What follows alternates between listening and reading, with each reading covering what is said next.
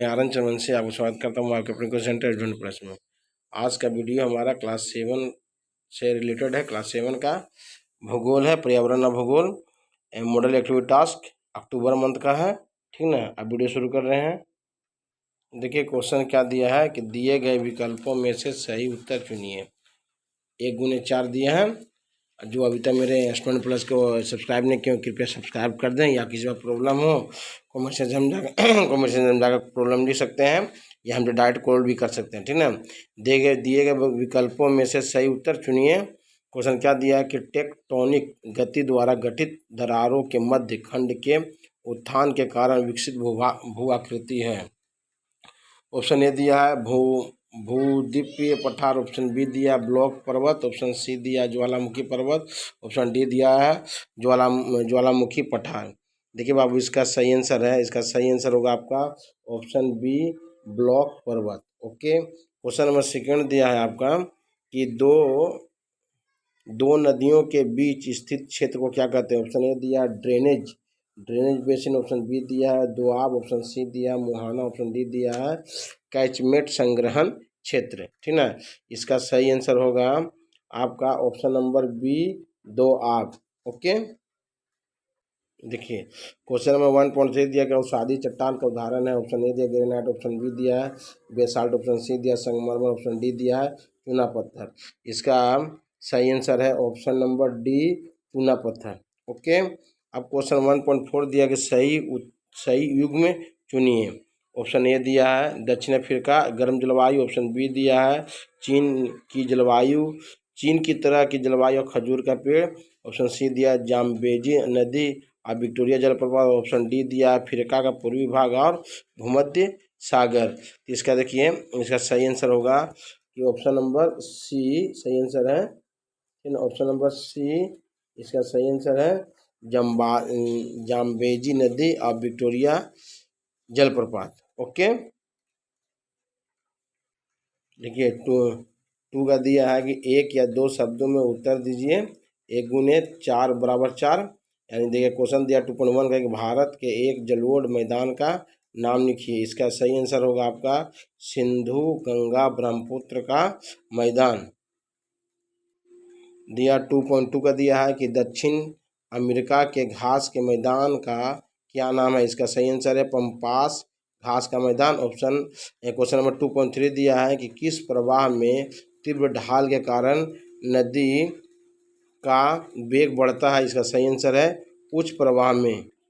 देखिए फिर दिया 2.4 का किस प्रकार की मिट्टी में रेत और कीचड़ का मात्रा है ना लगभग समान अनुपात में होता है। इसका सही आंसर है द्वांश मिट्टी में।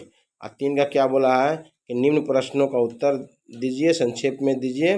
2 × 2। देखिए क्वेश्चन क्या बोला गया है कि नदी के मुहाने पर डेल्टा बनाने के लिए 2 अनुकूलन शर्तें का उल्लेख कीजिए। ठीक है, आंसर देखिए क्या बोला है, नदी के मुहाने पर डेल्टा बनाने के लिए 2 अनुकूलन शर्तें। नदी में उसके द्वारा बहाकर लाई गई मिट्टी का परिमाण अधिक होना होगा।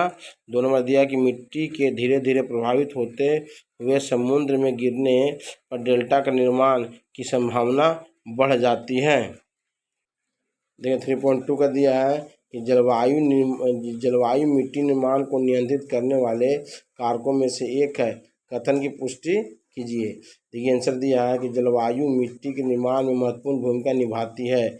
उष्ण और वर्षा प्रभावित जलवायु में अति शीघ्रता से मिट्टी तैयार होती है, लेकिन ठंडे क्षेत्र में मिट्टी तैयार होने में समय लगता है। अतः हम कह सकते हैं कि जलवायु मिट्टी निर्माण को नियंत्रित करने वाले कारकों में से एक है।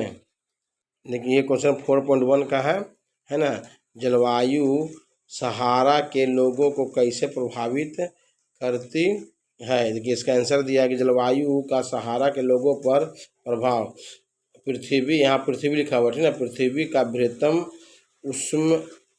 उष्ण मरुभूमि अफ्रीका का सहारा मरुभूमि है। ठीक ना, अफ्रीका सहारा मरुभूमि है। सहारा की जलवायु यहाँ के लोगों को निम्न रूप से प्रभावित करती है।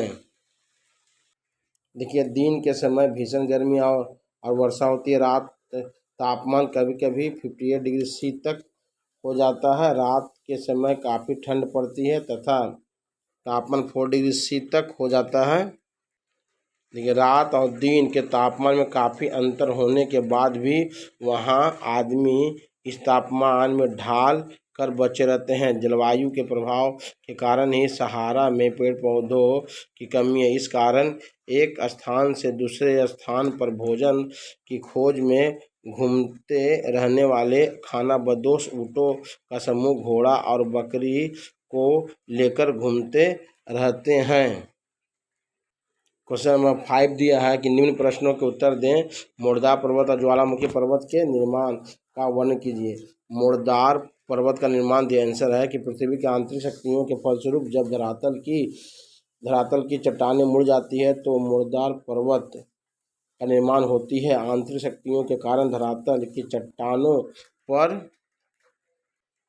घिसाव और दबाव पड़ता है जिससे धरातल पर गहरी अभिनति और ऊंची अपनीति का क्रम बन जाता है। इसके फलस्वरूप भूभाग मुड़कर ऊपर उठने लगता है और मुर्दार पर्वत का निर्माण होती है।